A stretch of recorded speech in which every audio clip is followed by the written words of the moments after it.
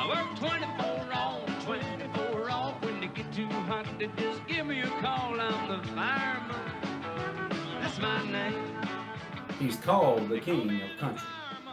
By whatever measure you use, whether the Billboard Country Chart or a collection of the other country music charts, George has more #1 songs than any other artist in any other genre. He was one of the first country acts to stand his traditional country ground in the early 80s, when country was drowning in pop music. And he firmly stood his ground for one reason, because that's who he is. This is the story of George Strait. Now, George Strait was born in 1952, just outside San Antonio, Texas. George was one of 3 children, with an older brother and a younger sister. His father, John, was a high school math teacher and owner of a 2,000-acre cattle ranch passed down for generations. Now, George would learn from a very young age to rope and ride, and people say he's as good on a horse as he is behind a microphone. Being a cattle rancher or rodeo star would have been very possible careers for George if music hadn't worked out so well for him. The heartache struck his family when George was just a boy, and that heartache would influence every relationship in his life.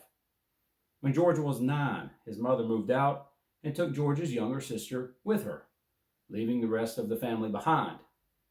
She never gave a reason for moving out, she just did.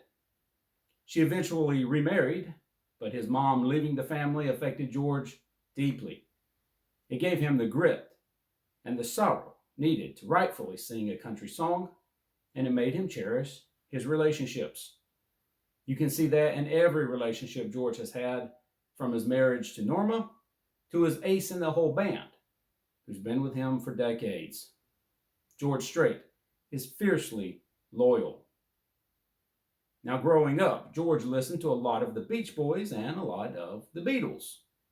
Mixed in with this California surfer music was a large amount of Mexican music that enveloped South Texas.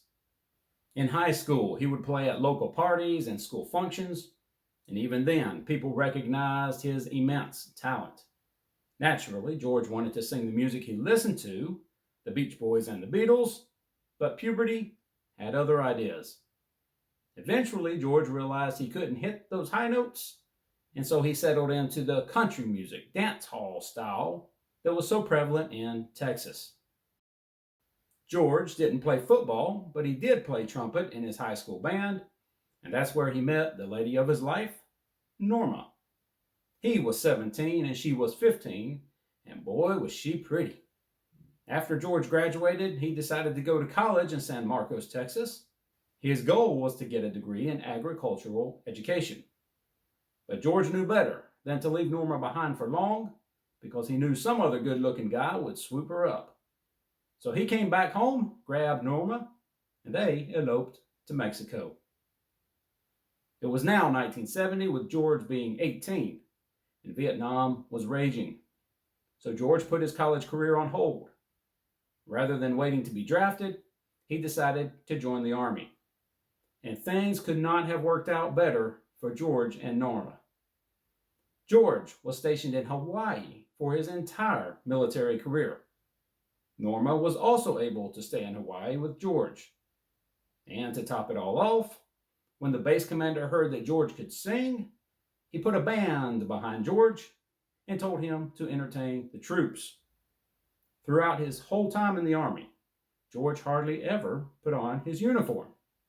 Instead, he was on stage, behind a microphone, with his hat, doing what he loved to do. Hi, and thanks for watching. If you haven't yet, will you like this video and subscribe to this YouTube channel? That lets YouTube know that people are watching, and then we'll do more to promote the videos. And then secondly, for as little as $10 a month, would you consider supporting us and this YouTube channel on patreon.com? For any support at all, you'll get extra footage not seen on YouTube, and it does a lot to encourage me to continue to produce this content and spend the time to create it. Patreon.com/stories of country music is where you'll find us, and I'll also include a link in the video description below. All right, back to the video. Now, George's time in Hawaii was basically a honeymoon for George and Norma, and it wasn't long before Norma was expecting their first child.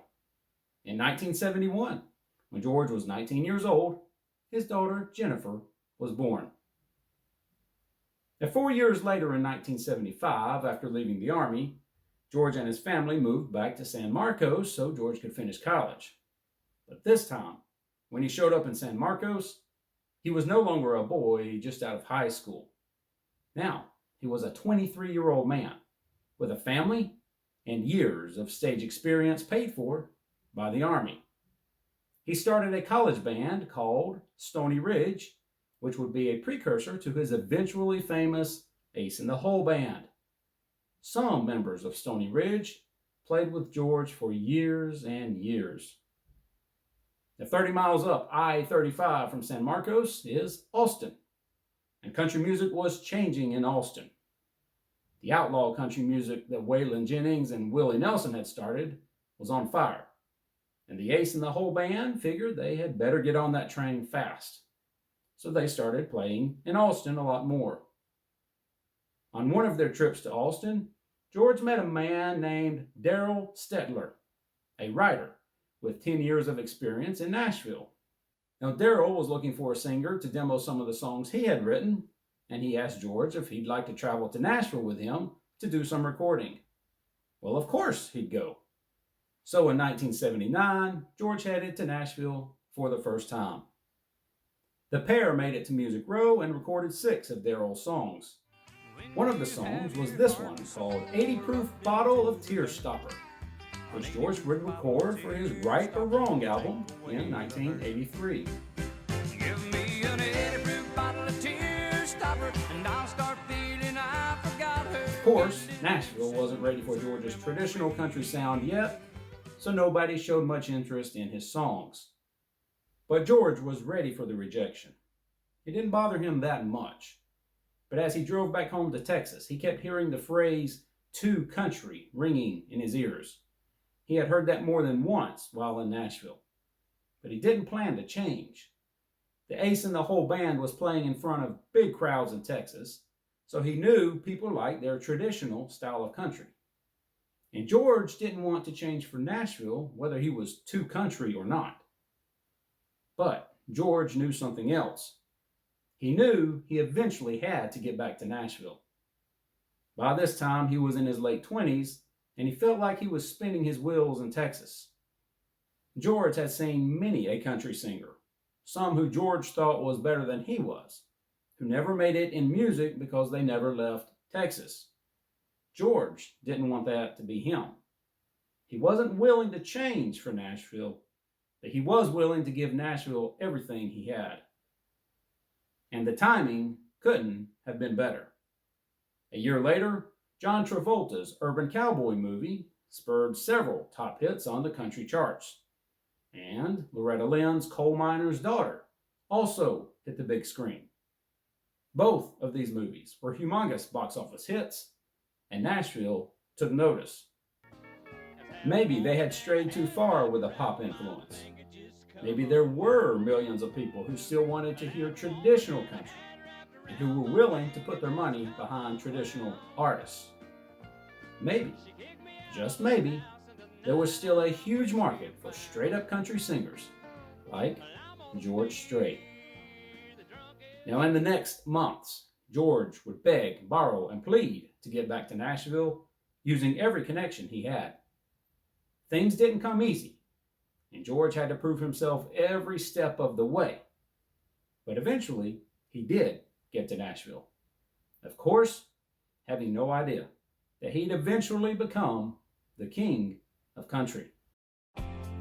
And we'll look at George's first years in Nashville in the next video, but that's a story for another day.